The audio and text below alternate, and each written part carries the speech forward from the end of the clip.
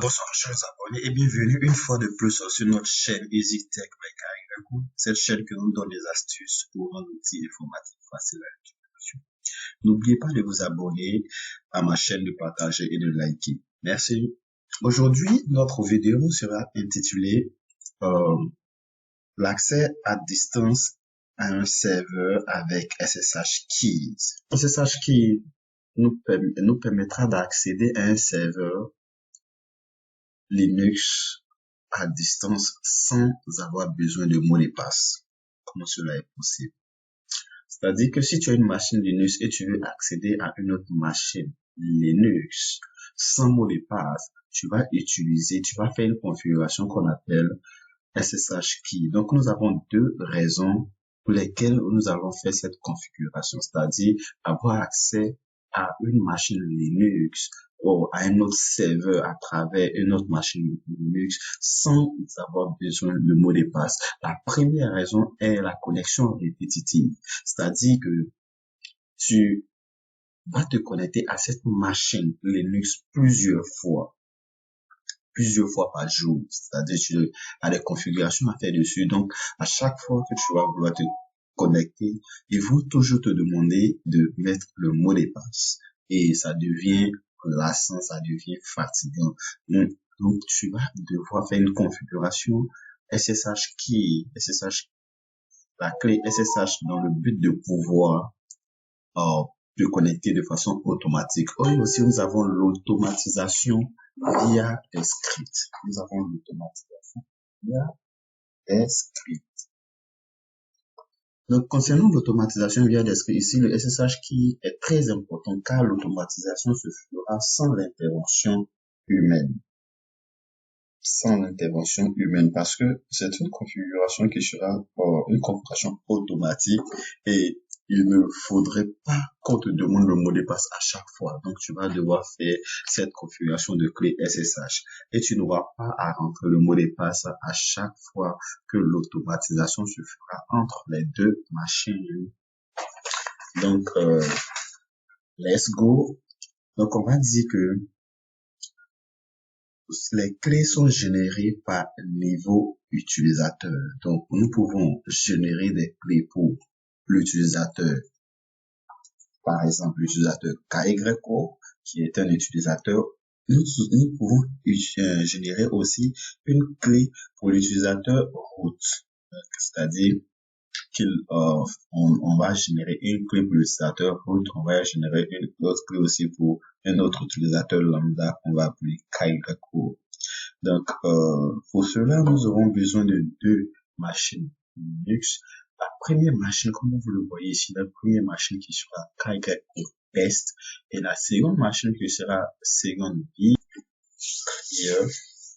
Donc, je vais générer, la première étape sera de générer la clé SSH. Donc, il s'agira, c'est-à-dire, j'ai mon serveur, celui-ci sera mon serveur principal. Et souvent, je voudrais avoir accès à ce serveur sans avoir besoin de mot de passe. Donc, je vais générer la clé sur ce serveur et copier cette clé-là pour mettre sur ce serveur. Copier cette clé, mettre sur ce serveur. Donc, lorsque je vais vouloir me connecter à ce serveur sans mot de passe, lorsque je vais rentrer la commande SSH, la commande, il va lancer la commande SSH avec le mot de passe SSH avec l'adresse IP, il fait entrer, il ne va pas me demander le mot de passe et la connexion sera automatique. Donc, la première commande pour générer la clé suivante, ici, SSH, je vais me connecter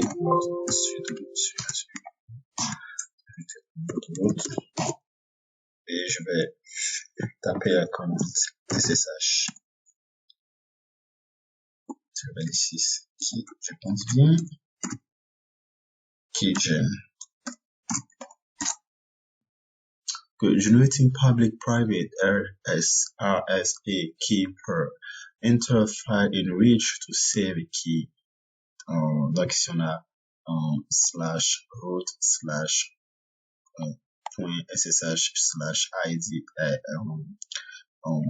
8 RS. Donc, ce que l'on voit ici, ça sera notre fichier ou notre fichier sera installé. Le fichier sera créé. Donc, entrée. Et j'ai généré la clé dont le type d'authentification est SH et 256. Ok. Donc, j'ai fini la première étape qui est la génération. Donc, je vais maintenant copier cette clé sur mon serveur, sur notre serveur SSH. Copy mon serveur. Je fais entrer. Are you sure you want ce serveur?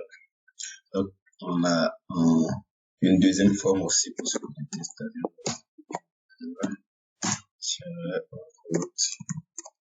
et je tape l'adresse 192.68.123.103 et il va m'emmener directement sur ce serveur. Donc, on va faire encore une deuxième vérification, c'est-à-dire qu'il a copié la clé dans SSH sur le serveur